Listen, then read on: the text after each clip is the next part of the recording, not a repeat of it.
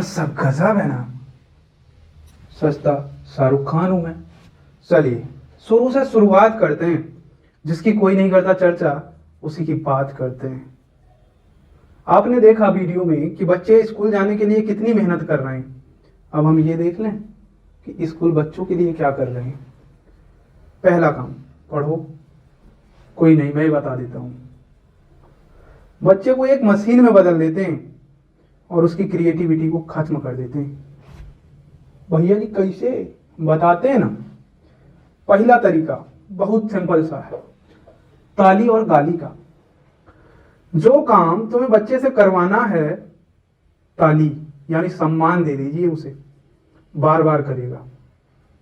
और जो काम नहीं करवाना है, गाली यानी अपमान कर दीजिए उसका, कभी नहीं करेगा। बच्चे बड़े स्वाभिमानी होते हैं। एक एग्जाम्पल से समझते हैं। मान लीजिए एक छोटी सी बच्ची है 10 साल की, और आज उसने घर में पहली बार खाना बनाया है। घर वालों का रिएक्शन, क्या खाना बनाती है, इतना स्वादिष्ट खाना कि खाते खाते मेरी उंगली पतली हो गई।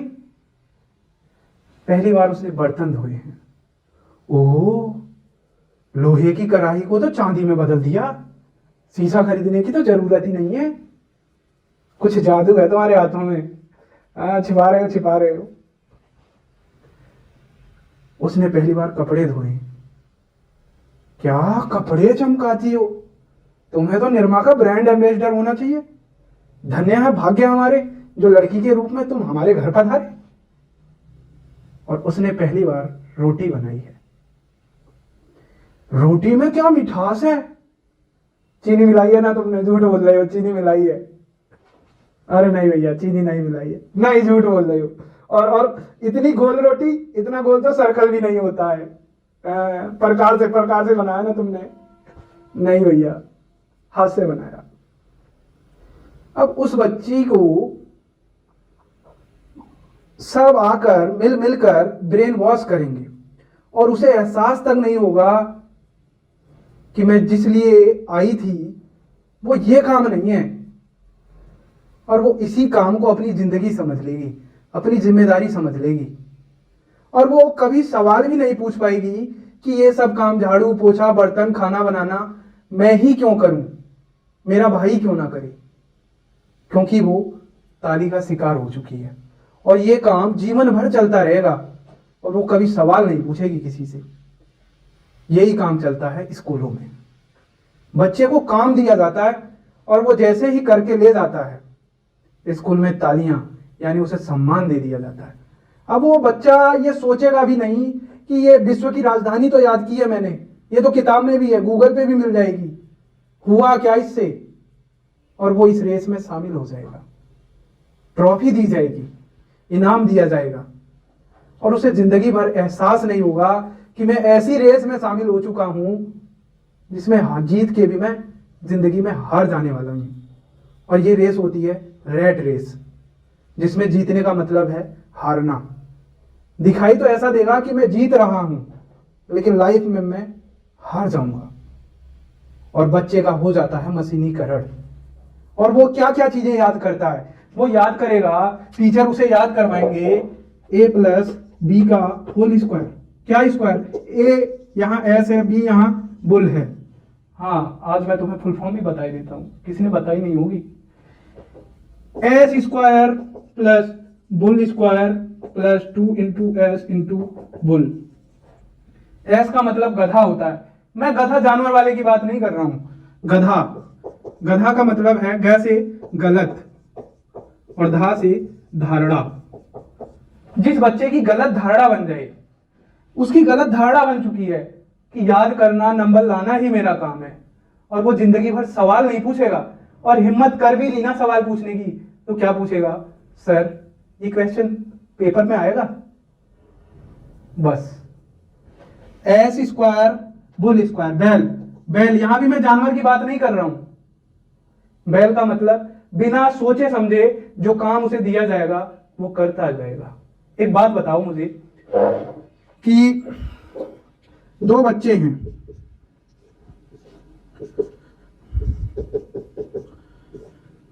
एक के ऊपर मैंने लाद दिया 50 किलो का बोझा और एक के ऊपर कुछ नहीं लादा।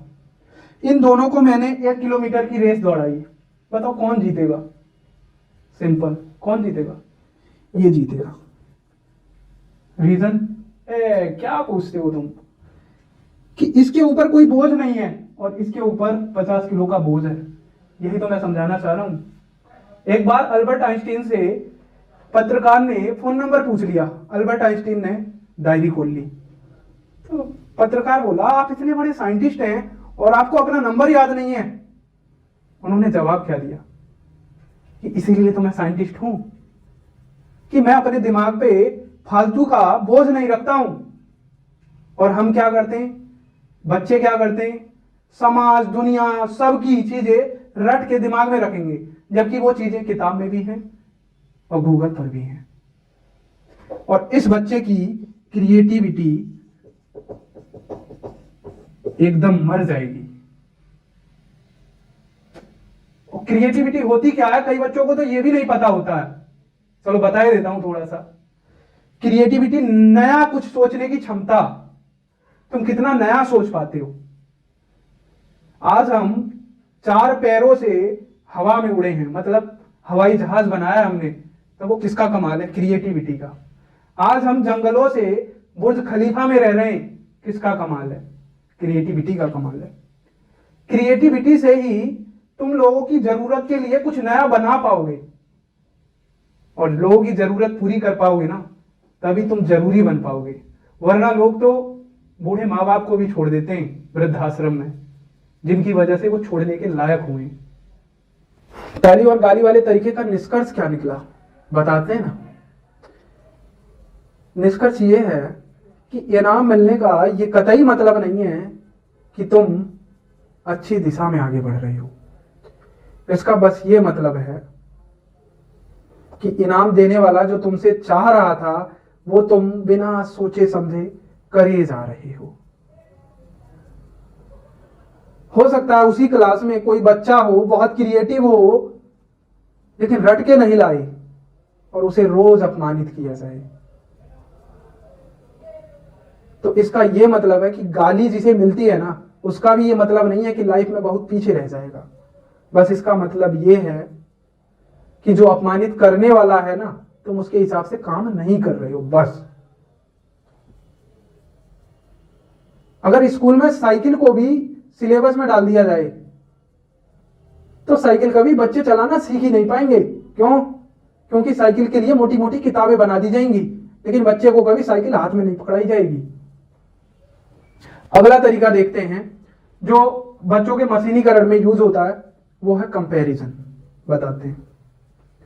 शर्मा जी के लड़के के 99.99% आए और तुम्हारी सिर्फ 90। कितनी शर्म की बात है। हमने तुम्हें कोचिंग करवाई, जो मांगा वो दिया। घर वाले भी कंपैरिजन करते हैं। अब वो बच्चा 90% भी ठीक था, बेचारा कम मशीन बना था, लेकिन अब अपनी तुलना शर्मा जी के लड़के से करेगा और दिन रात रटेगा और मशीनीकरण होता जाएगा और क्रिएटिविटी खत्म होती जाएगी उसकी। अगला तरीका जो यूज होता है वो होता है स्टोरीज। बच्चे के मशीनीकरण में कहानियों का भी सहारा लिया जाता है। जब बच्चे को कभी एहसास हो जाए कि यार मैं रट के कर क्या पाऊंगा, उसी समय उसे सुनाई जाएगी प्यारी प्यारी मीठी मीठी मोटिवेशन वाली कहानियां। कौन कहता है आसमान में सुराख नहीं हो सकते, अबे दिन रात मशीन तो बनो तुम। बच्चा लग जाएगा उसमें। इस तरीके से उसकी सारी क्रिएटिविटी खत्म कर दी जाएगी और उसे बदल दिया जाएगा एक मशीन में, जीती जागती मशीन में, जो ना सवाल पूछने के लायक है, ना सोचने के लायक है, ना लाइफ में कोई डिसीजन लेने के लायक करता है। आगे देखते हैं कि स्कूल और क्या करता है बच्चों के लिए। बच्चों के सेल्फ कॉन्फिडेंस को खत्म कर देता है स्कूल।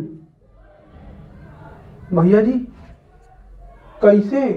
बताते हैं ना। स्कूल में सभी के लिए रेस लाइन सेम है, चाहे वो बच्चा उस रेस में दौड़ने के लिए बना भी हो या ना भी।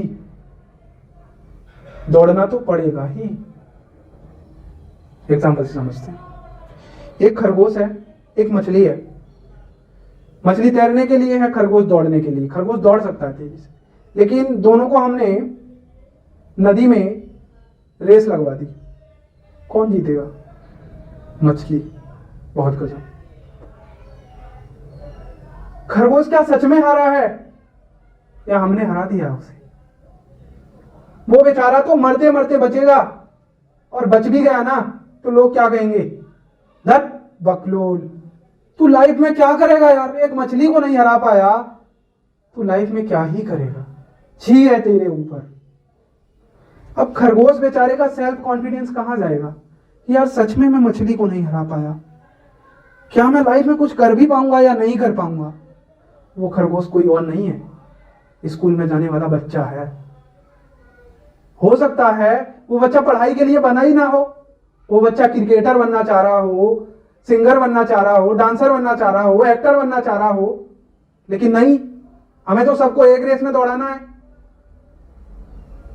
अब इस बच्चे का सेल्फ कॉन्फिडेंस इतना लो हो जाएगा ना, ये अपनी लाइफ में एक डिसीजन भी नहीं ले पाएगा, और डिसीजन ले भी लेगा ना तो उसे भरोसा नहीं होगा कि मैंने सही लिया है डिसीजन, क्योंकि उसका सेल्फ कॉन्फिडेंस बिल्कुल घटा दिया गया है।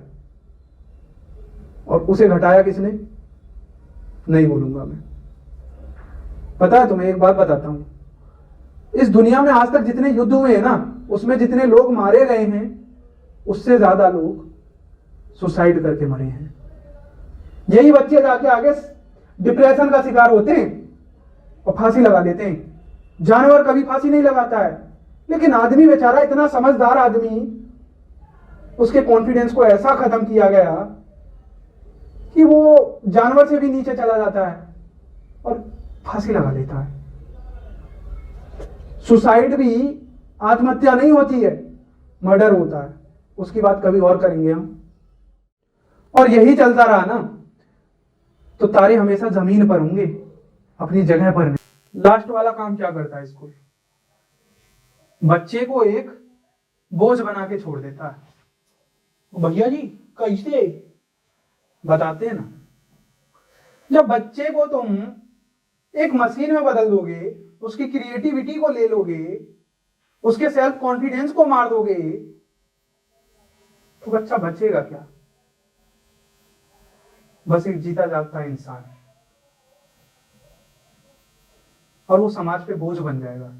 स्कूलों में तैयार किस लिए किया जाता है? सरकारी नौकरी।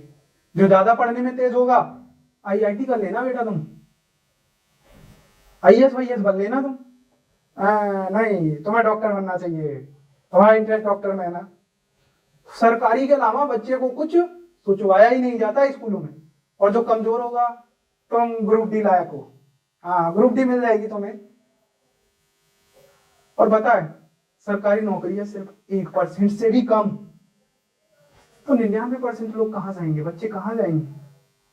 बेचारे बोझ बन जाएंगे। भारत ही एक ऐसा देश है जहां 30-30, 40-40 साल तक आदमी खुद को बच्चा समझता है और पढ़ने के लिए पैसे घर से लेता है। बच्चे के भी बच्चे हैं 2, 3, 4, लेकिन पढ़ाई का पैसा लेता अपने पापा से। भैया जी क्या कर रहे हो? तैयारी कर रहे हैं, इस बार जरूर हो जाएगा, बस वैकेंसी में थोड़ा लेट है। अरे कैसे होगा? ये रेस सिर्फ 0.8% लोगों के लिए छटी हुई है, और ये परसेंटेज तो कई जगह इससे भी कम है। तो ये लगभग 99% लोग कहां जाएंगे? क्योंकि तुमने तो क्रिएटिविटी खा ली है, तो ये बेचारी बोझ ही बनती रहेंगे जिंदगी भर। हो सकता है वीडियो में कही गई बातों पर आपको विश्वास नहीं हो रहा हो, तो एक सर्वे किया गया था नासा के साइंटिस्ट डॉक्टर जॉर्ज लैंड के द्वारा। उस सर्वे में 1600 स्टूडेंट को पकड़ा गया। स्कूल जाने से पहले 4 से 5 साल के बच्चों पर क्रिएटिविटी का टेस्ट हुआ, और इसमें से 98% बच्चे क्रिएटिव थे। 1600 बच्चों में से 98% बच्चे क्रिएटिव थे। अब इन्हें स्कूल भेज दिया गया। इनकी एज हुई 10 साल। 10 साल पे फिर से क्रिएटिविटी का टेस्ट लिया गया, तो 1600 बच्चों में से सिर्फ 30% क्रिएटिव बचे। फिर यही टेस्ट 15 साल की एज में लिया गया, तो 1600 बच्चों में से सिर्फ 18% बच्चे क्रिएटिव बचे। सर्वे में क्या निकल के आया कि स्कूल बच्चों को मूर्ख बना रहा है और उनकी क्रिएटिविटी को खत्म कर रहा है। भैया जी, इसका मतलब ये है, जो मूवी शुरू होने से पहले एक लाइन लिखी हुई नहीं आवत है कि धूम्रपान सेहत के लिए हानिकारक है, तो भैया जी धूम्रपान की जगह हम स्कूल बोल दें, स्कूल। इतना अच्छा जोक मार कहाँ से लेते हो बे कि हंसी भी नहीं आती है जिस पे। भैया जी ताली थी कि गाली थी, हमारे ऊपर से गुजर गई। कितने परसेंट थे तुम्हारे बोर्ड में? भैया जी हाँ, ये पूछे ना बढ़िया जवाब। भैया जी हम बहुत तेज रहे पढ़ाई में, 10वीं में हमारे 90% थे। उस समय शर्मा जी के लड़के के भी सिर्फ 91% आए थे, और भैया जी 12वीं में 89%, 1% काम हो गया था भैया जी। केमिस्ट्री में थोड़ा रट नहीं पाए थे भैया जी, समझा कीजिए भैया जी, आप भी केमिस्ट्री पढ़े होंगे तभी। काम की बात करें कुछ। कहने का मतलब ये है कि अगर आप स्टूडेंट हो तो रटना बंद कर दीजिए, और आपकी जितनी क्रिएटिविटी बची है ना उसे बचाए रखो। और अगर आप पेरेंट्स हो तो अपने बच्चों के साथ वो व्यवहार मत कीजिए जो आपके माता पिता ने आपके साथ किया था। उनके टैलेंट को समझिए। हो सकता है आपका बच्चा पढ़ाई के लिए बना ही ना हो, उसका मन किसी और में लग रहा हो, तो उसे करवाइए। और अगर आप टीचर हैं ना, तो आपके हाथों में देश का भविष्य है।